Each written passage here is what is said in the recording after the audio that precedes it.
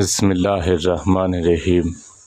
ام المؤمنین حضرت عائشہ صدیقہ رضی اللہ تعالیٰ عنہما فرماتی ہیں،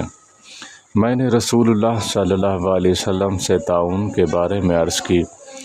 تو انہوں نے مجھے بتایا کہ طاعون ایک عذاب ہے، اللہ تعالیٰ جس پر چاہتا ہے یہ عذاب بھیج دیتا ہے، اور اللہ تعالیٰ نے اسے اہل ایمان کے لیے رحمت بنایا ہے۔ کوئی مومن ایسا نہیں جو طاعون میں پھنس جائے لیکن کسی شہر میں صبر سے ٹھہرا رہے تو یہ سمجھے کہ اللہ تعالیٰ نے لکھ دی ہے، اس کے سوا کوئی تکلیف مجھے نہیں پہنچ سکتی، تو اسے شہید کے برابر ثواب ملے گا۔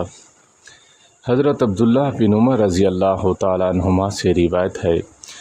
حضور اقدس صلی اللہ علیہ وسلم نے ارشاد فرمایا، اللہ تعالیٰ کے ذکر کے علاوہ زیادہ کلام نہ کیا کرو، کیونکہ اللہ تعالیٰ کے ذکر کے علاوہ کلام کی کثرت دل کی سختی کر دیتی ہے، اور لوگوں میں اللہ تعالیٰ سے سب سے زیادہ دور وہ شخص ہوتا ہے جس کا دل سخت ہو۔ حضرت عبداللہ بن عمر رضی اللہ تعالیٰ عنہما سے روایت ہے، حضور اقدس صلی اللہ علیہ وسلم نے ارشاد فرمایا، اللہ تعالیٰ کے ذکر کے علاوہ زیادہ کلام نہ کیا کرو، کیونکہ اللہ تعالیٰ کے ذکر کے علاوہ وہ کلام کثرت کی دل کو سخت کر دیتا ہے۔ لوگوں میں اللہ تعالیٰ کا سب سے زیادہ دور وہ شخص ہوتا ہے جس کا دل سخت ہو۔